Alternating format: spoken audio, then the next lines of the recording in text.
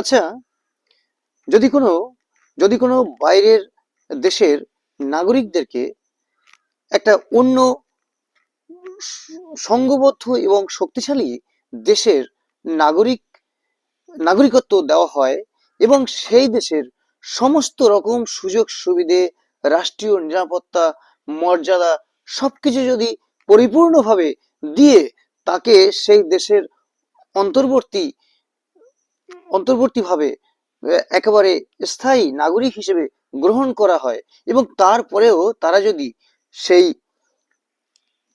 সেই দেশের অর্থাৎ যে দেশে এই নাগরিকত্ব দিয়েছে সেই দেশের বিরুদ্ধে কথা বলে, তখন তাদের প্রতি কিরূপ তাদের প্রতি কিরূপ মনোভাব হবে? নমস্কার। নমস্কার, আমি আপনাদের স্নেহের ও ভালোবাসার কবি সুব্রত মিত্র। আজ একটি গুরুত্বপূর্ণ বিষয় নিয়ে আপনাদের সামনে কিছু কথা তুলে ধরতে এসেছি। হ্যাঁ,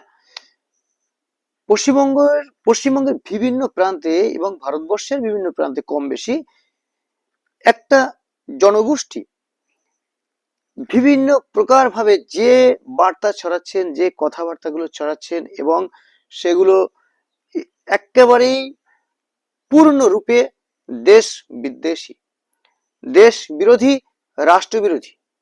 হ্যাঁ, CAA, citizenship amendment act, Bharat সরকারের পক্ষ থেকে সিটিজেনশিপ অ্যামেন্ডমেন্ট অ্যাক্ট আনা হয়েছিল কাদের জন্য?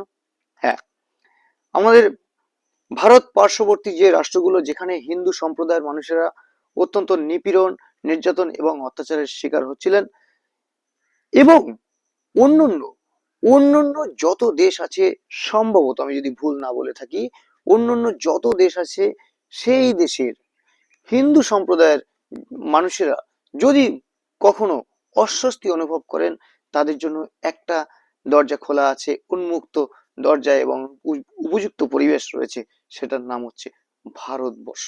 হ্যাঁ, এই ভারতবর্ষে তাদের আত্মমর্যাদা, তাদের সম্মান, তাদের সুরক্ষা সবকিছু ফিরিয়ে দেওয়ার জন্য, অক্ষুণ্ণ রাখার জন্য ভারতবর্ষের মাটিতে তাদের জায়গা দেওয়া হচ্ছে এবং হবে। আচ্ছা বলুন, এরপরেও কি করে এই বিশেষ করে মতুয়া সম্প্রদায়ের মানুষেরা তারা একের পর এক লাগাতার সেই দেশ সম্পর্কে সমালোচনা করে যায়, নিন্দা করে যায়? কি করে? কমিউনিস্ট নামক একটি রাজনৈতিক দলের বিশেষ বিশেষ লোকেরা তারা কিন্তু একের পর এক বিবৃতি দিয়ে যাচ্ছেন।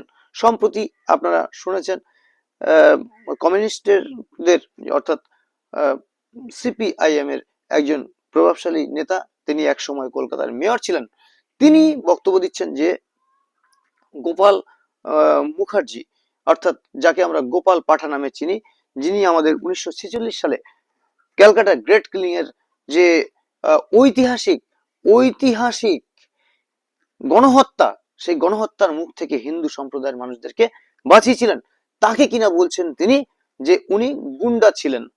এবং শ্যামাপ্রসাদ মুখার্জি, ভারত কিশোরী সংঘের যে প্রতিষ্ঠাতা ডক্টর শ্যামাপ্রসাদ মুখার্জির মতো মানুষকেও কিন্তু তিনি কটাক্ষ করতে ছাড়েননি। তাহলে আমি এখান থেকে বিস্তারিত যেটা অনুমান করছি এবং পরিষ্কার দেখতে পাচ্ছি ও আপনারা দেখতে পাচ্ছেন যে পূর্ববঙ্গ থেকে অর্থাৎ বাংলাদেশ থেকে আগত একটা বিপুল সংখ্যার মানুষ তারা কি কারণে এসেছিল, কেন এসেছিল, সেটা সবকিছু ভুলে গিয়েছে বা ভুলে যাওয়ার অভিনয় করছে।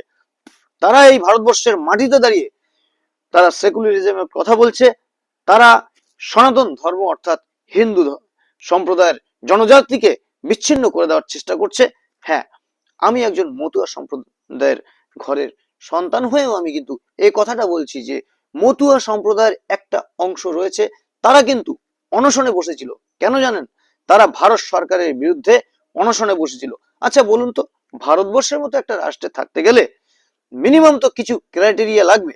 ভারতবর্ষ তো কোনো গড়ের মাঠ নয় যে পৃথিবীর যে যে প্রান্ত থেকে আসবে, যে কেউ আসবে, সে এই ভারতবর্ষের নাগরিক হয়ে এই ভারতবর্ষের বুকে বসেই ভারতবর্ষের অন্ন ধ্বংস করে এখানেই ক্ষতি করবে, এখানকার মানুষদের ক্ষতি করবে, এখানকার সভ্যতা, সংস্কৃতি, ফিনান্সিয়াল স্ট্রাকচার নষ্ট করবে। এটা হতে দেয়া যায় না। তাই আমি এই মর্মে একেবারে কঠোর বিরোধিতা এবং প্রতিবাদ জানাচ্ছে যে যে যে যেখানে ভারত বিদ্বেষী কথা বলবে, যে যে যেখানে ভারত বিদ্বেষী কথা বলবে তাকে সোজা কলার ধরো, এক ধাক্কা মেরে ওপারে ওপারে, সোজা যেখান থেকে এসেছে সেখানে। সিস্টেমের বাইরে কথা বললেই আউট। সময় এসেছে কথা বলার, সময় এসেছে। দীর্ঘ ৮০টা বছর ধরে আমাদেরকে বলতে দেওয়া হয়নি, আমাদের যারা বলতে চেয়েছে তাদের কথা শুনতে দেওয়া হয়নি, অনেক ইতিহাসবিদকে কলম ধরতে দেওয়া হয়নি। কেন? তবে সত্য চাপা থাকে না, সত্য প্রকাশ পাবেই পাবে।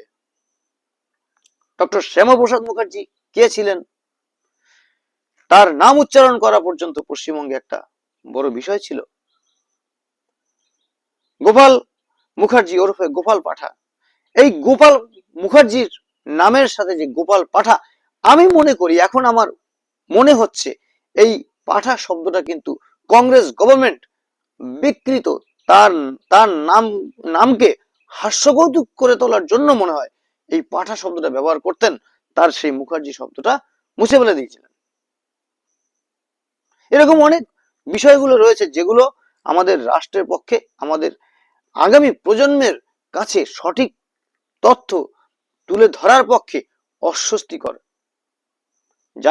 তাই প্রকৃত সত্যকে তুলে ধরতে হবে, রাষ্ট্রকে একেবারে আমাদের দেশাত্মবোধ সংগ্রামী চেতনার মধ্য দিয়ে নির্মাণ করতে হবে, আগামী প্রজন্মকে সঠিক ইতিহাস জানিয়ে, যাতে করে তারা আরো আরো শতাধিক শতাধিক শতাধিক বছর আমার এই ভারতবর্ষকে অক্ষুণ্ণ রাখতে পারে।